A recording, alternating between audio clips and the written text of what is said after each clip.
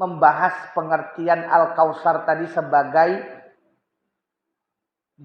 telaga. Tadi kata Rasulullah, ada orang yang tidak bisa minum telagaku. Maka kita harus perhatikan betul, Bu. Pak, kalau kita pengen bertemu Rasulullah nanti, dapat syafaat beliau, bisa minum dari telaga Al-Kautsar tadi, maka perhatikan betul ini. Kata Imam Nawawi rahimahullah, ulama berbeda pendapat tentang orang-orang yang Allah tolak, Allah tak izinkan minum telaganya Rasul. Siapa mereka ini? Satu, orang munafik. Orang munafik tak akan bisa minum telaganya Rasulullah. Siapa orang munafik? Orang munafik ini adalah orang yang secara cover fisiknya dia Islami, tapi sesungguhnya dalam hatinya sangat benci terhadap Islam. Ini orang munafik, Bu, Pak. Tampilannya kayak ustadz, Masya Allah. Tampilannya berjenggot, jidatnya hitam, cingkrang. Oh. Tapi sukanya mecah belah umat. Sukanya buat propaganda. Sukanya biar umat Islam ini satu sama lain saling beradu. Sukanya memfitnah orang. Sukanya memfitnah ustadz. Ini orang-orang khawarij, munafik.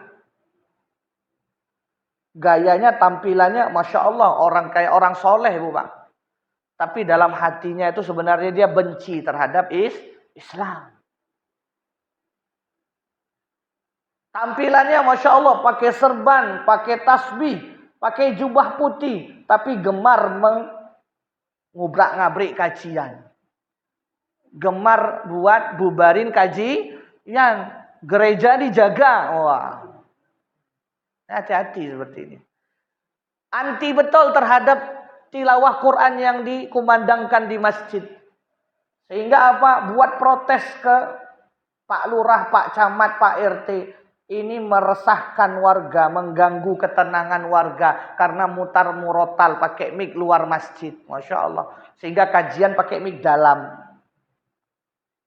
Ini mic dalam apa mic luar, Mas? Nah, nggak berani pakai mic luar, Pak.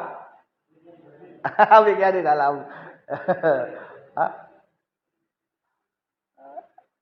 Kalau berani pakai mic luar, tapi harus izin dulu.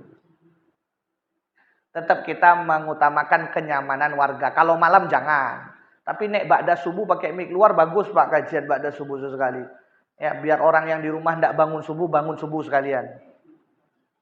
Ya, biar sholat.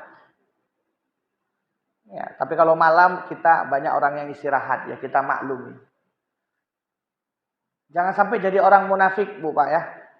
Orang yang ngakunya Islam, sholat rajin 5 waktu, tapi ya memusuhi umat Islam, tak suka dengan syariat Allah, tidak suka dengan jilbab, tidak suka dengan poligami.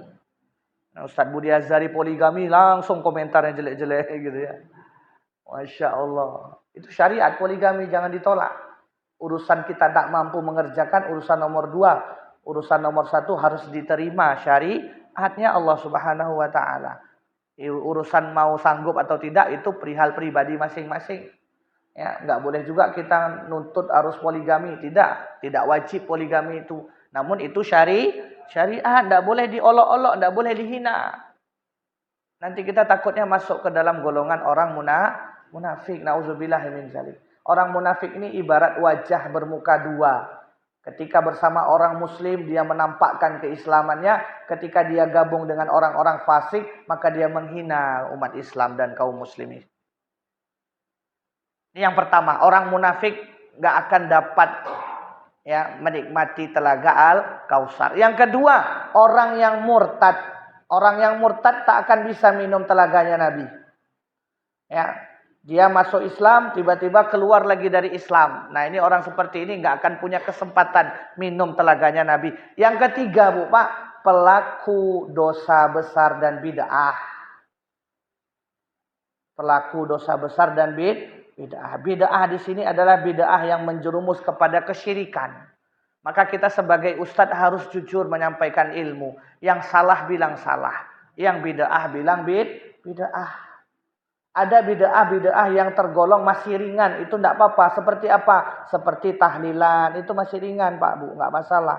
Tapi kalau bid'ahnya sudah menyangkut perihal pokok akidah, ini harus dijelaskan itu bid'ah. Contohnya apa? Contohnya sholat subuh 2 rakaat jadi 3 rakaat. Nah, itu bid'ah. Contohnya apa lagi? Contohnya adalah ya menganggap para ulama orang soleh itu punya karomah bahkan melebihi Rasulullah. Ini bid'ah yang sesat. Mohon maaf Bu Pak, ya. Sekali lagi saya sangat menghormati para habaib-habaib. Ya. Habaib-habaib yang lurus, yang ilmunya bagus banyak.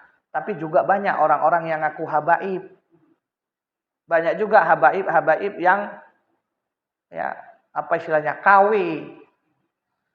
Jalur keilmuannya tidak jelas. Ya, masa ada cerita di internet kemarin tuh viral itu.